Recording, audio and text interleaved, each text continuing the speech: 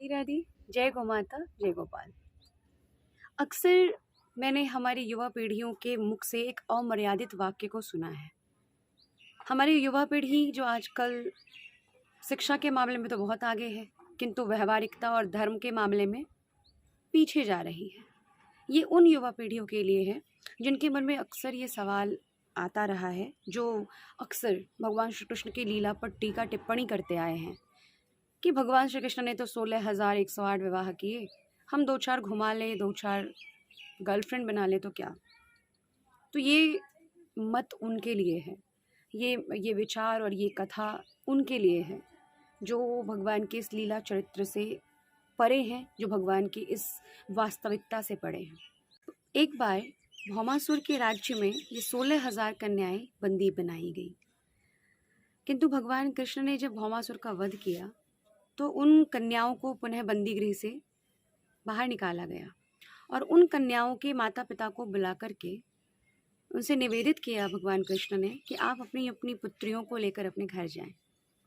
किंतु उस समय की समाज की विडंबना ऐसी थी, और आज भी ऐसी विडंबना कई प्रांतों में देखने को मिलती है जहाँ शिक्षा का अभाव है।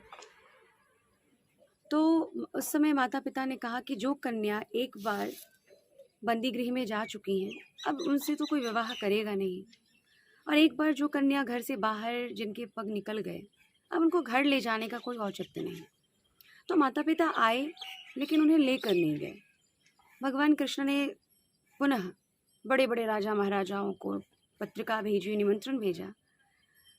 उन राजा महाराजाओं के आने पर जब विषय को दर्शाया कि ये जितनी कन्याएं हैं, आप इनमें से अपनी इच्छा अनुसार विवाह कर लीजिए ताकि इन कन्याओं का घर बस जाए और समाज में एक अपभ्रंश की जो भावना है वो उठना उठे।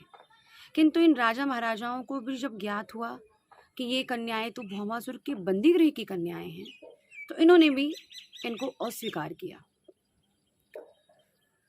अब एक ओर धर्म संकट और दूसरी ओर ये कन्याएं भगवान से निवेदित कर रही हैं कि सर्वधर्मान् परित्यज्य माम एकम शरणं व्रज।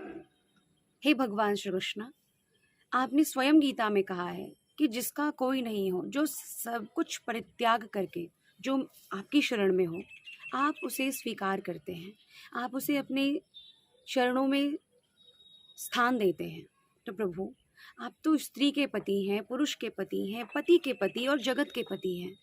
तो हे प्रभु, तापत्रय विनाशाय श्री कृष्णाय नमः, आप हमें स्वीकार करें। भगवान कृष्ण ने विचार किया कि अगर एक बार मैं इन कन्याओं को, अगर मैं इनके समुचित स्थान पर नहीं पहुंचाता हूं, तो समाज में कामाचार, भ्रष्टाचार, पापाचार फैलेंगे। और दूसरी ओर अगर मैं इनको अपने राज्य में ले जाकर अपने महल में स्थान देता हूं, तो हमारी प्रजा मुझे ही कलंकित कर देगी, क्योंकि प्रजा का स्वभाव है राजाओं पर या फिर अपने नेता पर या फिर किसी अच्छे व्यक्ति पर प्रश्न चिन्ह उठाना। भगवान कृष्ण ने इन कन्याओं की स्तुति पर और समाज की परंपरा को व्यवस्थित रखने के लिए, समाज की मानसिकता को संतुलित रखने के लिए इन 16,100 कन्याओं से विवाह किया।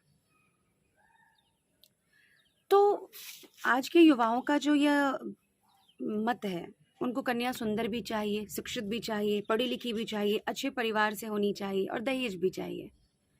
पर अगर आपको वास्तव में एक सुंदर चरित्र देखना है, अगर वास्तव में अगर आपको गौ गौरी गंगा के रक्षक बनना है, तो एक बार भगवान श्री कृष्ण का चरित्र अवश्य उठाकर पढ़िए।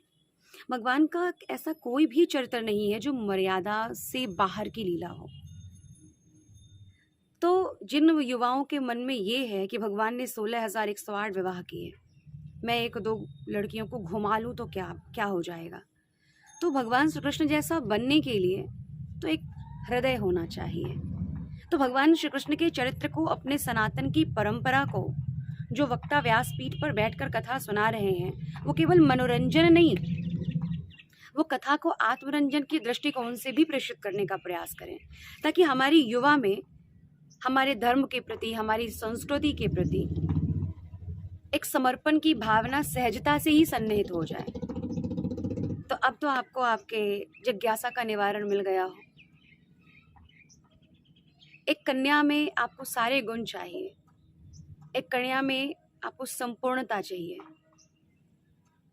किंतु अगर विवाह करना है तो भगवान श्री कृष्ण जैसा कीजिए जिसमें किसी कन्या के जीवन का भी उद्धार हो जाए। और ये केवल श्री कृष्ण ही कर सकते हैं, साधारण व्यक्ति नहीं।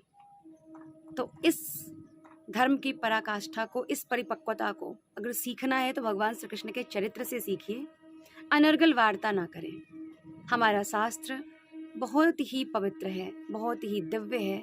हमारे शास्त्र को जितनी गहनता से चिंतन किया जाए, हमारे शास्त्र जैसा, हमारे शास्त्र में प्रत्येक जिज्ञासा का निवारण किसी अन्य धर्म में आपको देखने तो नहीं मिलेगा।